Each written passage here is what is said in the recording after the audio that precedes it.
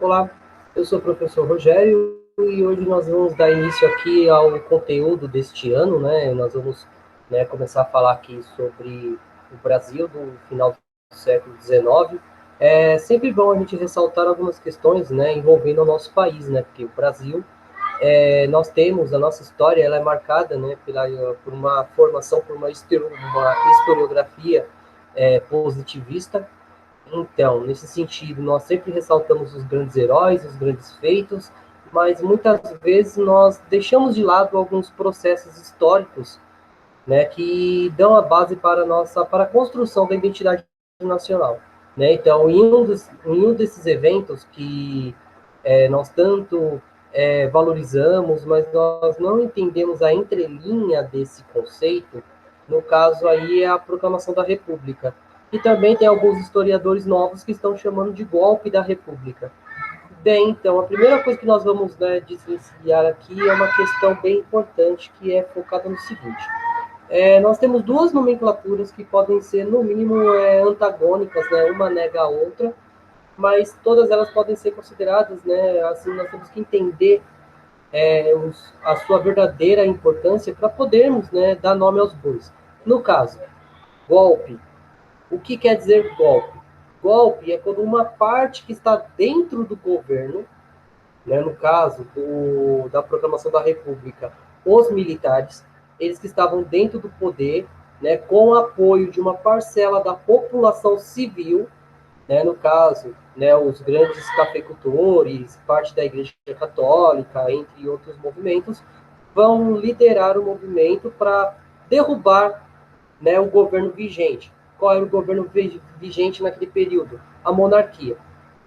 Então, nesse sentido, nós podemos dizer que o dia 15 de novembro de 1889 foi um golpe contra a monarquia. Por quê? Porque esse movimento ele partiu de dentro, né, do próprio governo monárquico, né? Então, os militares, junto com uma parte da população civil que também fazia parte do governo. Né? Então, nós temos líderes dentro do parlamento que faziam parte do governo, que também eram favoráveis à República. Mas vamos com calma. Né? Então, nós vamos falar aqui da proclamação da República. Então, uma das coisas que nós temos que entender também, né, como é que um governante como Dom Pedro II, que é considerado um dos monarcas, um dos líderes mais importantes da história do Brasil, né, diferentemente do seu filho Dom Pedro I, que, que governou por pouco tempo, mas, né, de uma certa forma ou de outra, teve várias controvérsias sobre a sua importância, né, e o Dom Pedro II, que, de uma certa forma ou de outra, teve um governo longo, né, então, desde 1841 até 1889, né, que foi um governo, no mínimo, né, nós podemos ressaltar períodos de grande êxito, né, de grande progresso, e períodos também de uma falta de preparo sobre algumas coisas.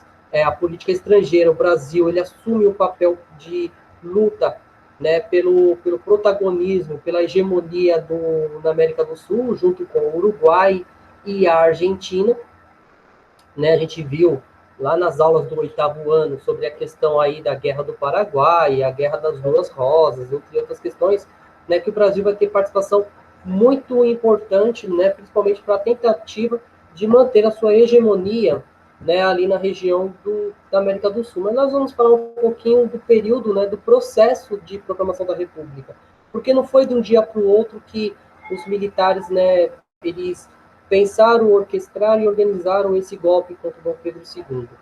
Bem, então, temos que pensar os antecedentes da proclamação da República. Então, o movimento do dia 15 de novembro de 1989 não foi o primeiro a tentar instituir uma república no Brasil, embora tenha sido o único efetivamente bem sucedido.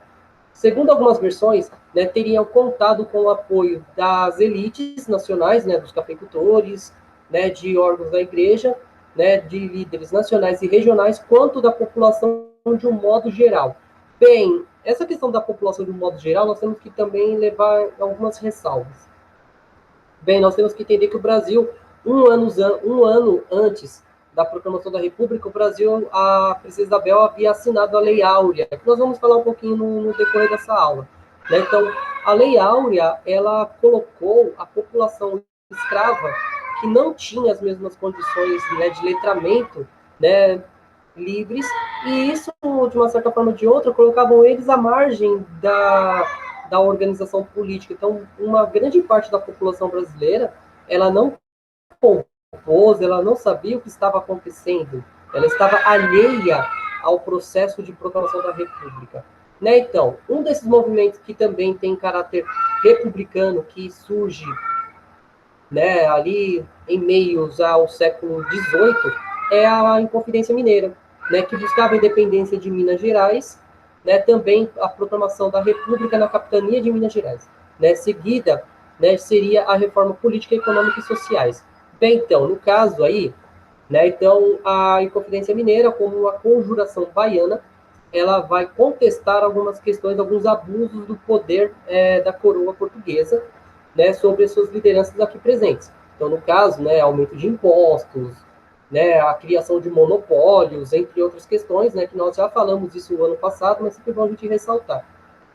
Né, o custo de vida em Minas Gerais era muito alto, né, levando em consideração que existia um monopólio da produção de ouro no Brasil, então muito pouco das terras elas eram usadas para o cultivo de alimento, então a maior parte do alimento, né, trazido para Minas Gerais era de fora da região, então isso fazia com que o custo de vida de Minas Gerais fosse muito alto.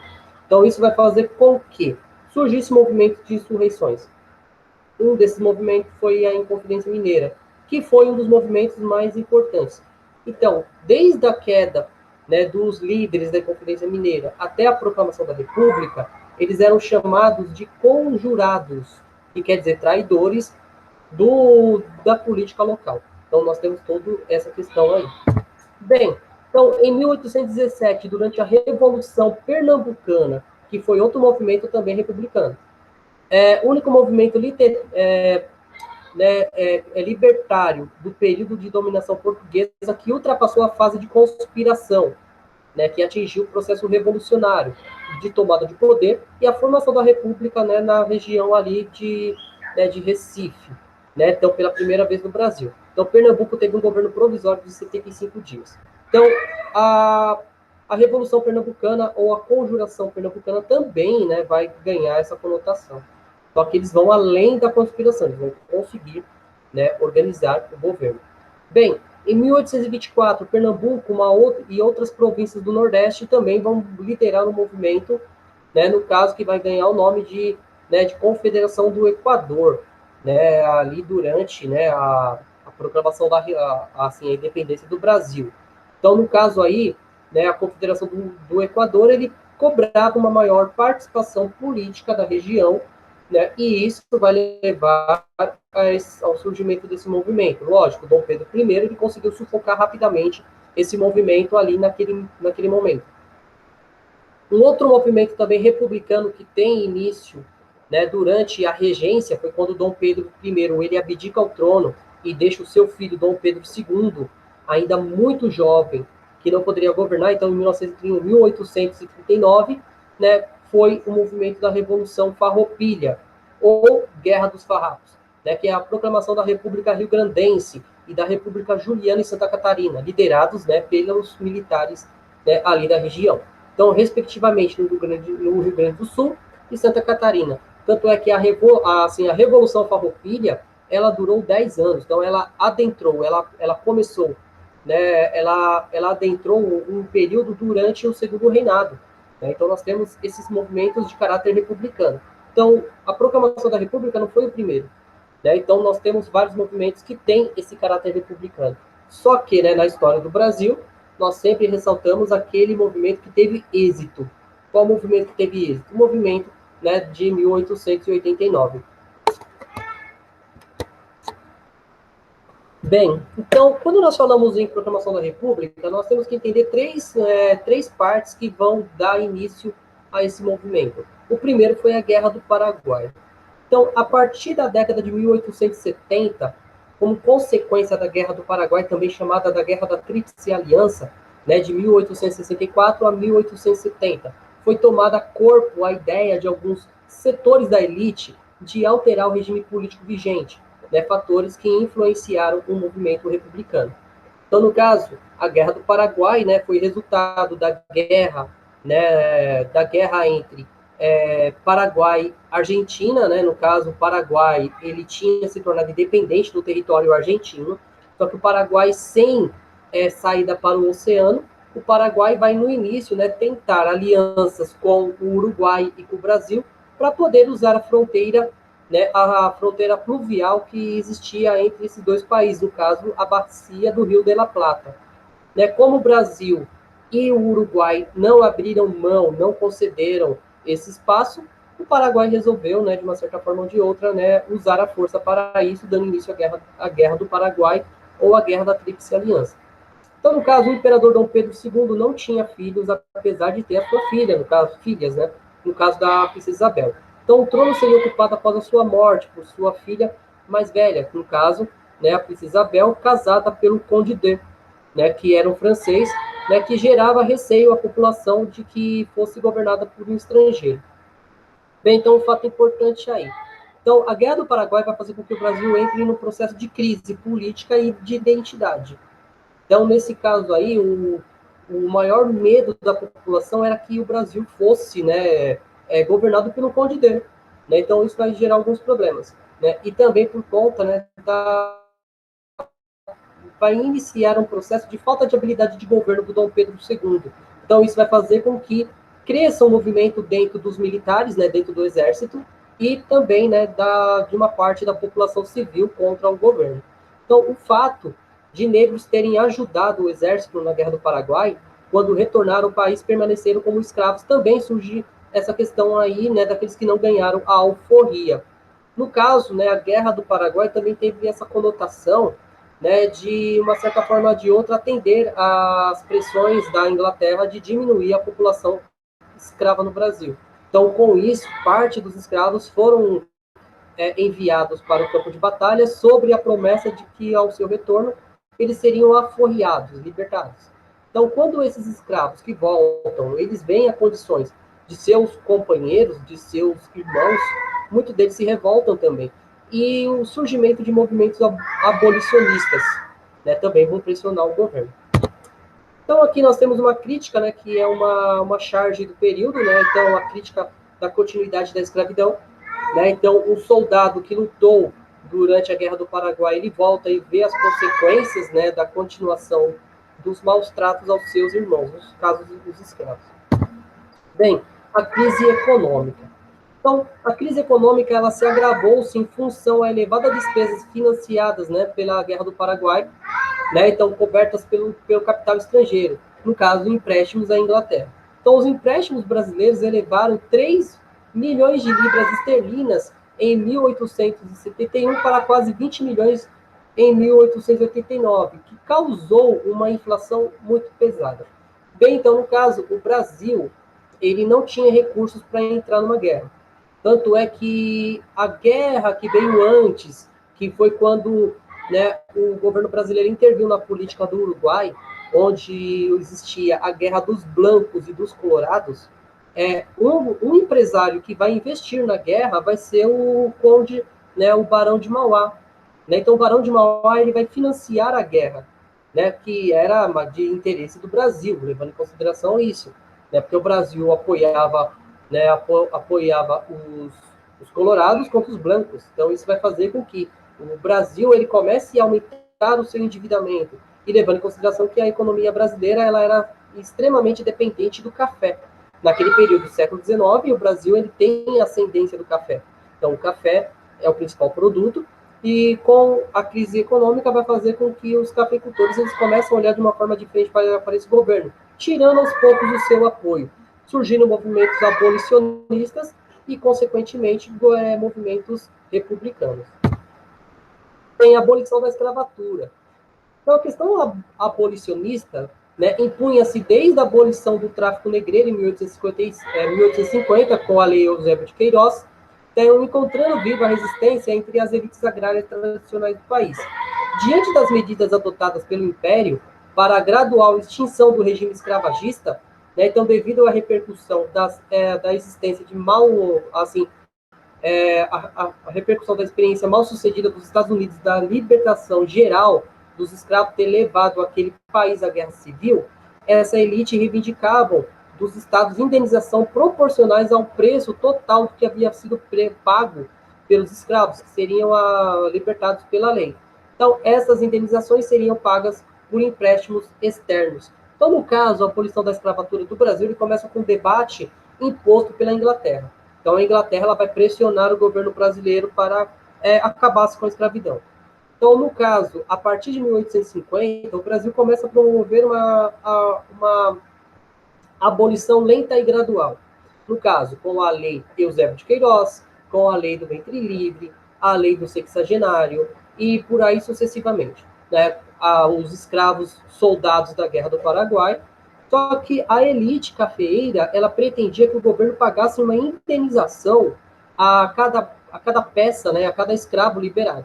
Então, isso vai gerar vários problemas, porque o governo não tinha recursos para realizar essa política. Então, o governo, se fosse realizar essa política, ela teria que buscar recursos externos, no caso, se endividar ainda mais. Então, no caso, a abolição da escravatura vai também iniciar um processo de questionamento da habilidade política e econômica do governo. Então, com a decretação da Lei Áurea em 1888, e ao deixar de indenizar esses grandes proprietários rurais, o Império perdeu o seu último pilar de sustentação, chamado de republicanos de última hora. Então, os republicanos, de 13 de maio de 1888, os ex-proprietários de escravos aderiram às causas republicanas, não por causa do sentimento, nem por causa da sua ideologia, mas por conta de uma vingança à monarquia. Bem claro. Então, no caso, eles reivindicavam ser ressarcidos, né, do valor investido nesses escravos, só que o governo não cometeu, assim, não realizou essas medidas. Isso vai fazer com que esses ex-escravagistas, né, esses ex-proprietários de escravos, se revoltassem contra o governo. Então, na visão dos progressistas, o Império Brasileiro mostrou-se bastante lento na solução da chamada questão servil, o que, em dúvidas, né, minou sua legitimidade ao longo dos anos. Mesmo a adesão dos ex-proprietários de escravos, que não foram indenizados, a causa republicana, né, evidencia quando o regime imperial estava atrelado à escravatura. Então, quando o movimento republicano ele não contava com a adesão, né, com a participação desses ex-proprietários de escravos, então os republicanos eram uma pequena minoria. Só que o Brasil nós temos essa questão política, né, de última hora. No caso, os ex-proprietários de escravos vão aderir ao movimento por conta, né, de não serem agraciados, né, de uma certa forma ou de outra, né, favorecidos pelo pagamento de indenização. Bem, então aqui, né, nós temos uma charge do período, né, onde tem essa questão dos abolicionistas e dos cafeicultores que lutam, né, pela manutenção da propriedade ou da escravidão, né? Então, os abolicionistas tentando acabar com a escravidão e os cafeicultores tentando manter essa escravidão. Então, no caso, existem várias conotações, então, várias interpretações. Então, uma das coisas importantes também, né, que nós devemos sempre ressaltar, grandes fortunas foram construídas no Brasil por conta do trabalho escravo. Então, isso não é novidade, não deveria ser um tabu para ninguém. Então, isso nós vamos discutir, entre outros momentos, algumas políticas que podem, né, favorecer a população, né, herdeira desses grupos. Bem, a questão religiosa também foi um fator que vai, né, determinar a proclamação da República. No caso, a Igreja Católica. No caso, que nós chamamos de padroado. No caso, o imperador, ele era, ao mesmo tempo, líder político e líder religioso do Brasil. No caso, o catolicismo era a religião oficial do Estado. Então, o Brasil era católico. Então, desde o período colonial, a Igreja Católica, quando a instituição encontrava-se submetida ao Estado. Então, isso se manteve após a independência. E significava, entre outras coisas, que nenhuma ordem do Papa poderia vigorar no Brasil, sem que fosse, né, de uma certa forma, aprovada pelo imperador. Né? Então, no caso, o que nós chamamos de padroado. Né? Então, no caso, o imperador ele recebia as cartas papais, E essas cartas papais só eram aplicadas no Brasil, né, se o imperador achasse que deveria ser aplicado. Né? Então, isso é um ponto importante.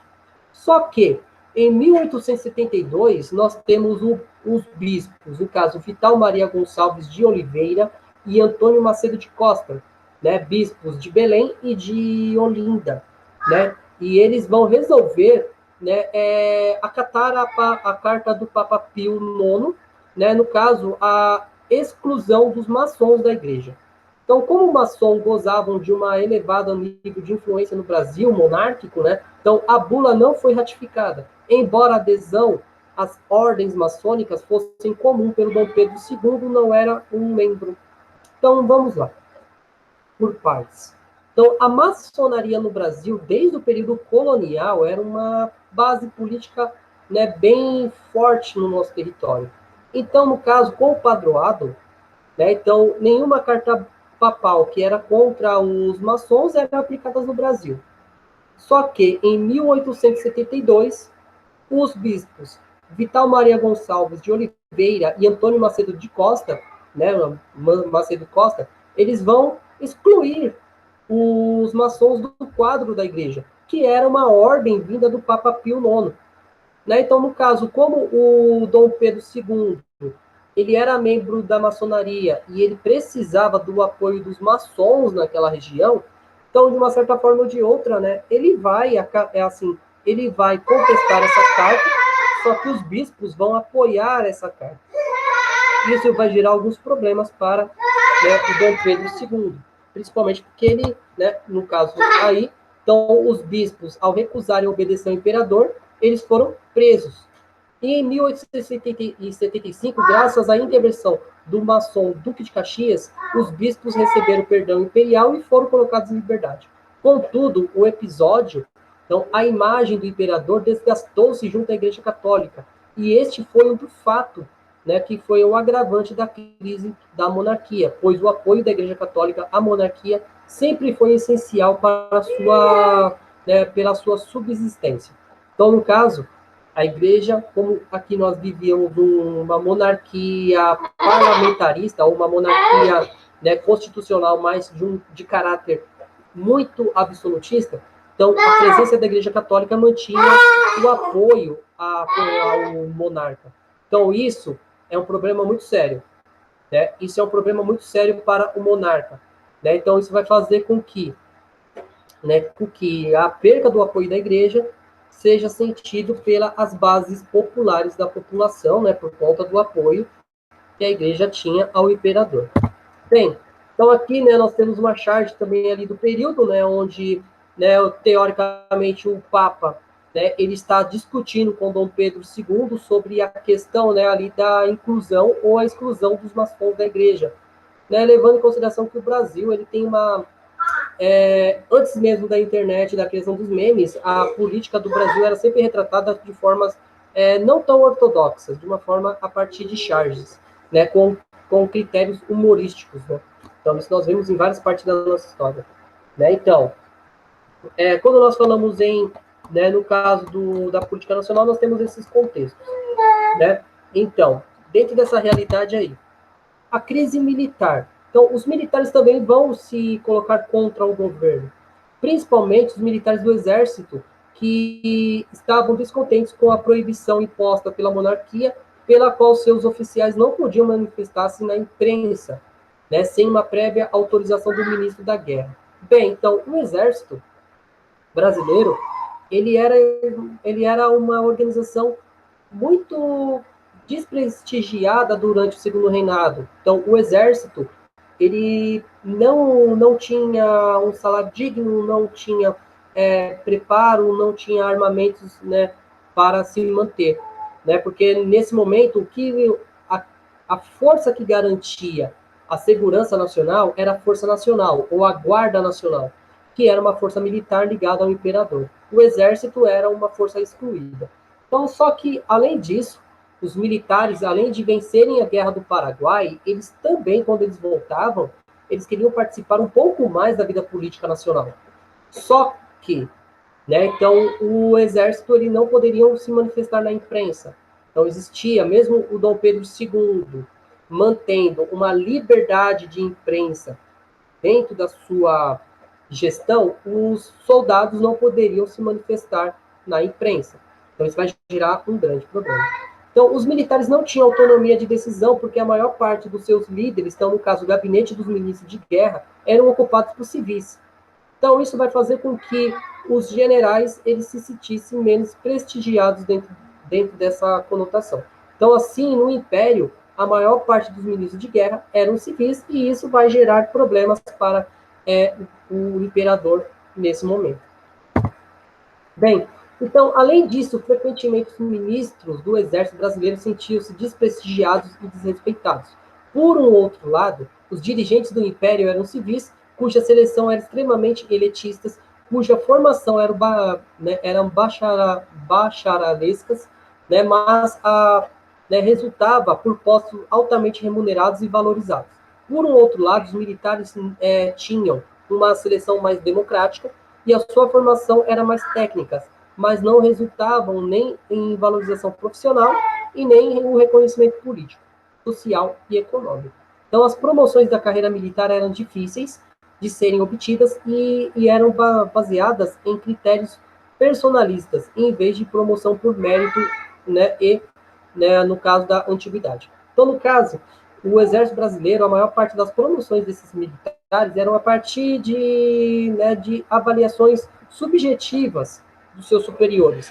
E isso vai gerar alguns problemas, principalmente por falta de um critério mais amplo. Então, a questão, eles não eram reconhecidos pelo mérito, mas sim pela avaliação desses líderes. Então, a Guerra do Paraguai, além de difundir os ideais republicanos, eles vão evidenciar os militares a sua desvalorização na carreira.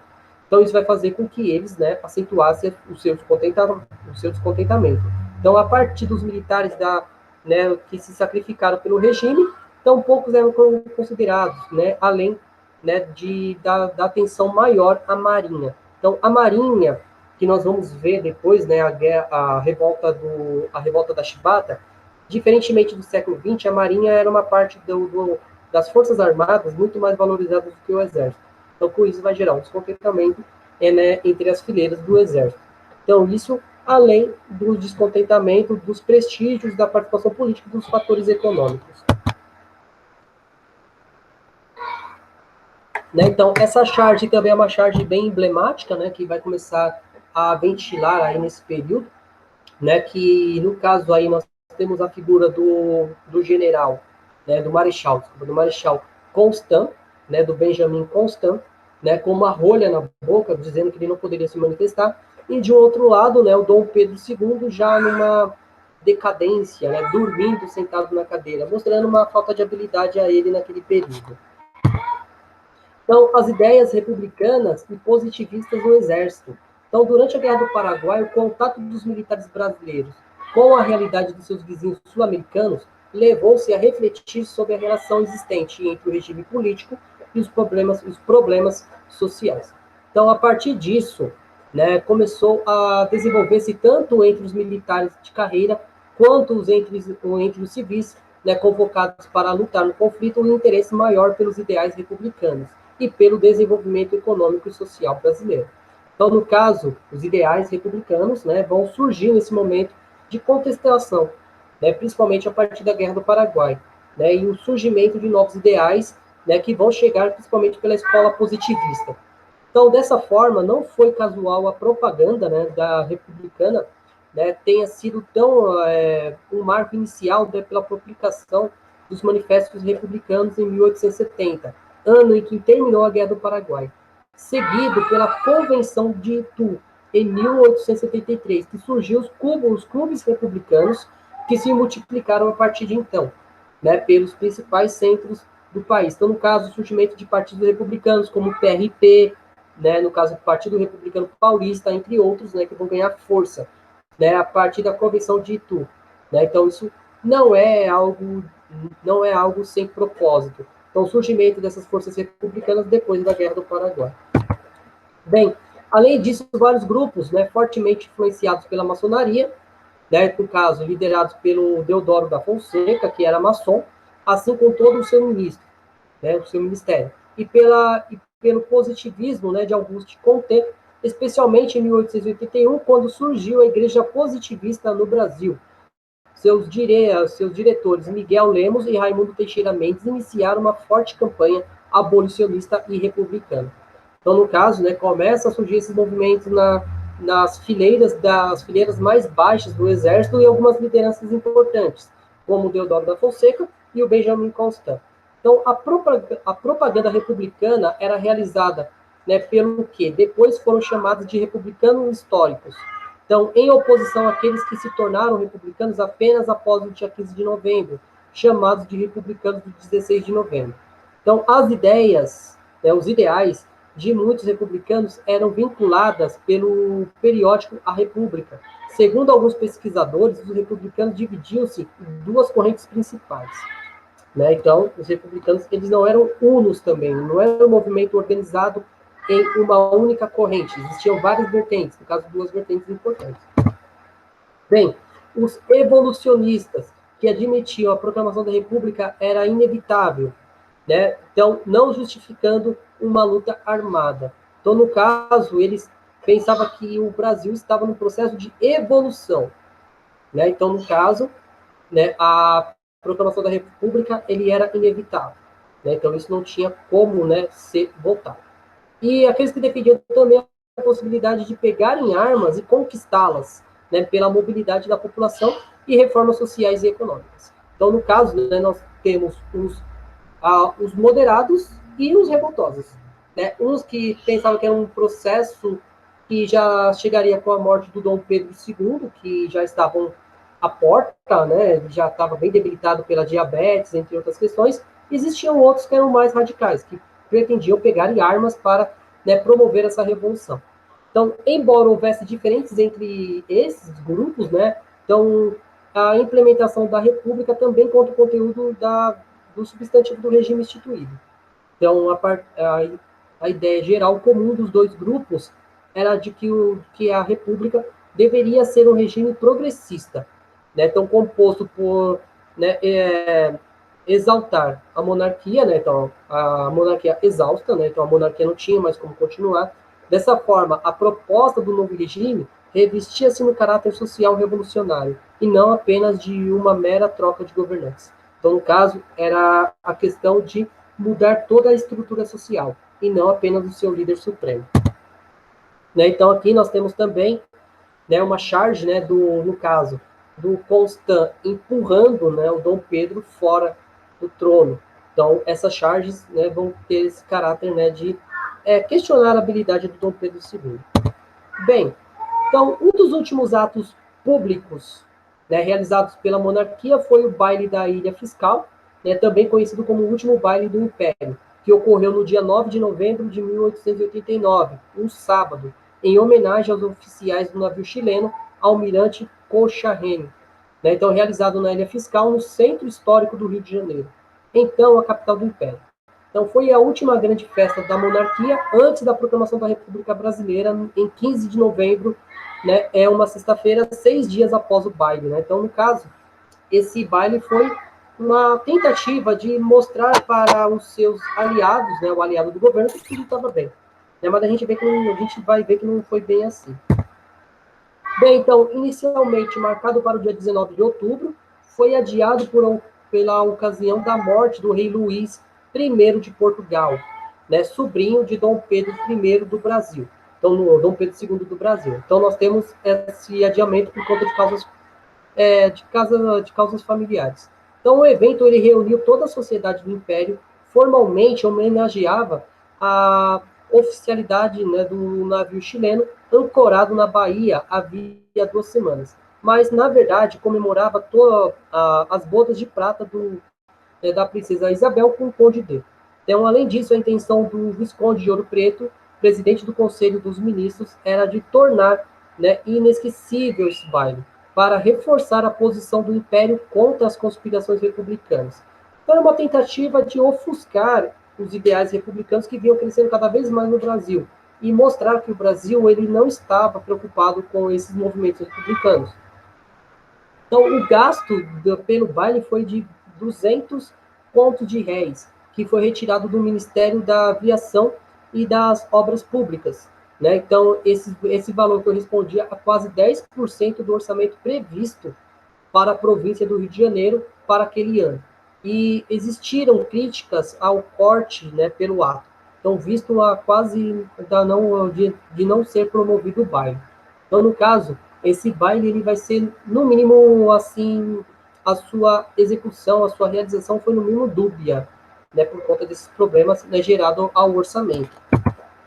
Bem, então, o fato irônico, até hoje não confirmado, ocorreu logo após a chegada da família real, das 10 horas da noite. Né, conta-se que o Dom Pedro II entrava no salão do baile, ele se desequilibrou-se, né, levando o tombo. Então, foi amparado por dois jornalistas e, recompondo-se, exclamou: o monarca escorregou, mas a monarquia não cai. Então, apesar do sucesso do baile, o imperador pouco se divertiu, ficou sentado, né, visto já estava numa idade avançada, o tempo todo foi embora 1 hora da manhã sem jantar.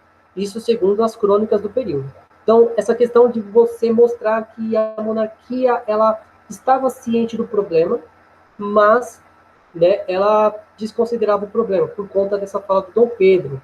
No caso, o monarca escorregou, mas a monarquia não cai. Então, outro acontecimento curioso ocorreu no término da festa, às 5 horas da manhã. Após a saída dos convidados, os trabalhadores da limpeza, né, então eles revelaram alguns artigos inusitados, né, espalhados pelo chão. Além de copos quebrados, garrafas, né, espalhadas, foram recolhidos, né, com decorações perdidas e até peças de roupas íntimas femininas jogadas no chão. Então, o fato, entretanto, né, foi fictício, uma vez que foi relatado numa coluna humorista, o Foguetes, né, um periódico carioca do jornal O País, né, no dia 12 de novembro. Então, existem vários relatos, vários mitos, várias questões que são, no mínimo, né, subjetivas.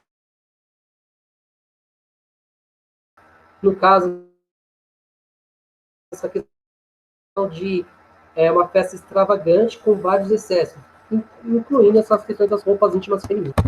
Bem, então nós temos esse baile cheio de luxo, cheio de pessoas que estavam ali para dar o apoio ao Dom Pedro II. Bem, então o golpe de 15 de novembro de 1889. Então, no Rio de Janeiro, os republicanos insistiram que o Marechal Deodoro da Fonseca, né, um monarquista, chefiasse o movimento revolucionário para substituir o monarca pela república. Então, depois de muita insistência, os revolucionários, né, Deodoro da Fonseca concordou em liderar o movimento, só que ele pretendia esperar que o Dom Pedro chegasse ao fim da sua vida, uma sucessão, né, natural. Então, segundo relatos também, né, em 15 de novembro de 1889, comandando uma centena de soldados que se movimentavam pelas ruas da cidade do Rio de Janeiro, o Marechal Deodoro, assim como boa parte dos militares, pretendiam apenas derrubar o então chefe de gabinete, né, no caso, o Visconde de Ouro Preto. Então, os principais culpados de tudo isso, né, da proclamação da República, são o Conde D e o Visconde de Ouro Preto, últimos a ser, por perseguir o exército e o primeiro por consistir nessa perseguição, diria mais tarde Deodoro. Bem, então o golpe estava previsto para o dia 20 de novembro de 1889, mas teve que ser antecipado, que no dia 14, os conspiradores divulgaram boatos que o governo havia mandado prender tanto Benjamin Constant, tanto o Deodoro da Fonseca. Então, começa a surgir boatos dentro do Rio de Janeiro dizendo que os líderes do movimento seriam presos. Então, posteriormente, confirmou-se que era mesmo um boato. Assim, os revolucionários anteciparam o golpe de Estado para a madrugada do dia 15 de novembro. Então, Deodoro, ele dispôs-se a liderar o movimento das tropas do exército que colocou fim ao regime monárquico no Brasil. Bem, então nós temos que entender que o Brasil tem muito essa questão do fake news. Né? Então, no caso, começa a surgir no Rio de Janeiro boatos onde o imperador ele prenderia os principais líderes do movimento militar. No caso, o Benjamin Constant e o Deodoro da Fonseca. Mas, né, isso serviu como um estopim para a Revolução. Bem, então, os conspiradores dirigiu-se à residência do Marechal Deodoro da Fonseca, que estava doente de dispneia, e acabam de convencê-lo a liderar o movimento, aparentemente decisivo para Deodoro, foi saber que, a partir do dia 20 de novembro, o novo presidente do Conselho Militar do Império seria Silvéria Martins, um velho rival. Então, o Deodoro e o Silvéria Martins eram inimigos desde o tempo do Marechal Servia no exército do Rio Grande do Sul, quando ambos disputavam a atenção da baronesa do Triunfo, né, viúva muito bonita e elegante do período, que, segundo os relatos da época, preferiu, né, o Silveira Martins. Então, desde então, Silveira Martins não perdia a oportunidade de provocar Deodoro nas tribunas do Senado, insinuando, né, que, né, malversava, né, os fundos até contestado a sua eficácia enquanto militar. Então, no caso, existia essa rixa entre os dois.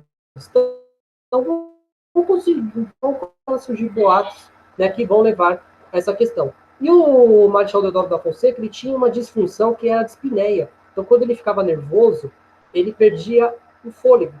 Então, isso vai fazer com que ele perdesse um pouco o controle. Então, isso é um problema muito sério. Bem, então, além disso, o Major Frederico Solon de Sampaio Ribeiro dizera a Deodoro que uma suposta ordem de prisão contra ele havia sido expedida.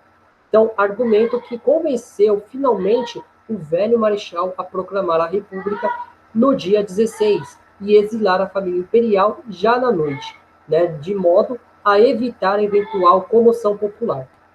Né? Então, convencido de que seria preso, né, pelo governo imperial, Deodoro saiu da sua residência ao amanhecer do dia 15 de novembro, atravessou o campo de Santana e do outro lado do parque proclamou aos soldados dos batalhões, ali aquartelados, então, onde hoje se localiza o Palácio Duque de Caxias, e se rebelaram, né, a se rebelarem contra o governo. Né? Então, no caso, oferecem um cavalo ao Deodoro da Fonseca, que, né, o montou. Em seguida, né, os testemunhos, né, que estava ali na praça tirou o chapéu e houve a proclamação da República. Depois, ele ele atravessou, né, novamente o parque e voltou à residência. A manifestação, né, prosseguiu com o desfile das tropas na rua direita, atual, né, rua 1º de março, até o posto do Império. Então, no caso, a obra, né, que é a obra que relata o momento da proclamação da República, existem várias versões, né, sobre esse fato, mas um ponto importante que nós devemos ressaltar. Bem, então todos os participantes esperavam um discurso bem inflamado, um discurso com palavras fortes. Mas, né, em comparação com o grito, né, da independência, né, independência ou morte. Mas o Marechal Deodoro da Fonseca, ele fez algumas referências, né? Uma delas ele fez, né, pela nação, pela igreja e pela monarquia. Então, ele era um monarquista. Então, não era a pretensão dele em proclamar a república. Então, no caso, né, vai frustrar alguns presentes ali por uma falta, né, de clamor, de tanta força. Bem, então, os revoltosos ocuparam o quartel-general do Rio de Janeiro e depois o Ministério de Guerra. Então, depuseram o gabinete do Ministério e prenderam o presidente Afonso Celso de Assis Figueiredo, o Visconde de Ouro Preto. Então, o posto imperial, o presidente do gabinete e o primeiro-ministro, o Visconde de Ouro Preto, né, haviam tentado resistir, pedindo ao comandante do destacamento local, responsável pela segurança do posto imperial, o general Floriano Peixoto, que enfrentasse os amotinados, explicando ao general Floriano Peixoto que havia no local tropas legalistas com número suficiente para derrotar os revoltosos. Então, o Visconde de Ouro Preto lembrou a Floriano Peixoto que havia enfrentado tropas bem mais numerosas na Guerra do Paraguai. Então, começa a ter essa tentativa de reverter a situação, mas não foi bem sucedida, que nós vamos ver.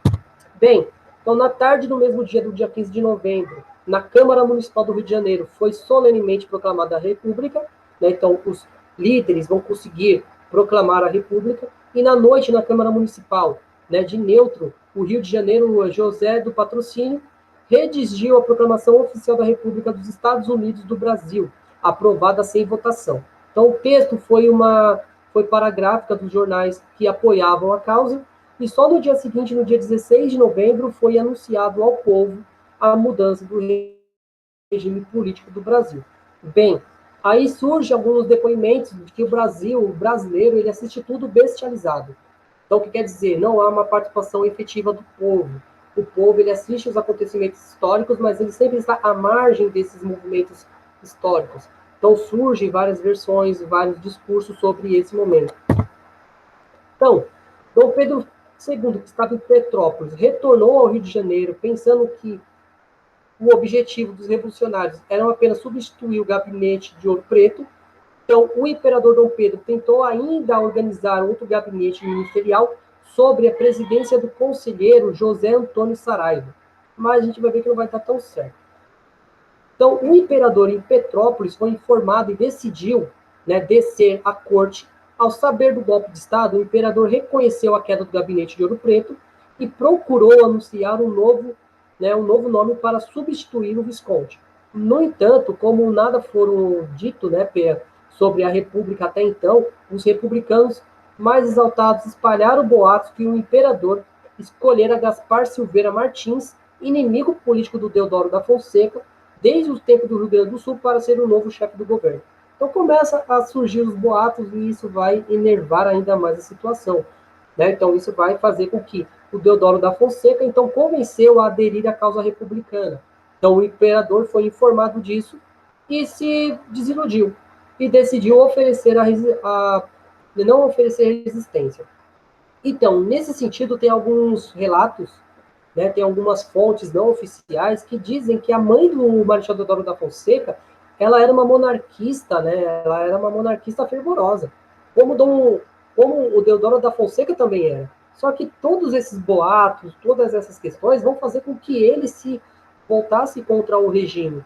E isso vai levar o descontentamento do Dom Pedro II, que vai decidir não se tornar resistência contra o movimento. Bem, então no dia seguinte, o Major Frederico Solon de Sampaio Ribeiro entregou a Dom Pedro II uma comunicação. Então, cientificou, né, da proclamação da República e ordenou a sua partida para a Europa. A fim de evitar conturbações políticas, a família imperial brasileira exilou-se na Europa, né, desde 1889, e só foi permitida o retorno de seus membros em 1920, né? Então, a volta da família real. Então, essa é uma das últimas fotos da família real brasileira no poder. Então, muitos relatos dizem que o Dom Pedro, na Europa, ele viveu, né, numa vida simples, pacata, né? Ele morreu em um hotel em Paris, né? Alguns relatos dizem que ele pediu antes de morrer que ele tivesse um pouco de terra do Brasil sob os seus travesseiros, né? Afinal de contas, o Dom Pedro II, ele nasceu no Brasil, e isso, né, foi um ato bem importante da gente revisar. Bem, então eu acredito que tenha sido isso, né? Eu sei que o vídeo ficou longo, né? Eu sei que o vídeo ficou longo porque é muita coisa para ser colocada, né? Então não é só dizer que no dia 15 de novembro de 1889 o Brasil se tornou uma república. Então tem todo um contexto ao redor. Então o que nós vamos ver a partir de agora? O que vai acontecer com a política nacional? No caso, o governo provisório. Então como é que o governo provisório foi escolhido? Bem, gente, então acredito que tenha sido isso. Agradeço a todos. Muito obrigado. Deixe o like se você gostou do assunto. Espero vocês na próxima aula. Muito obrigado e até a próxima.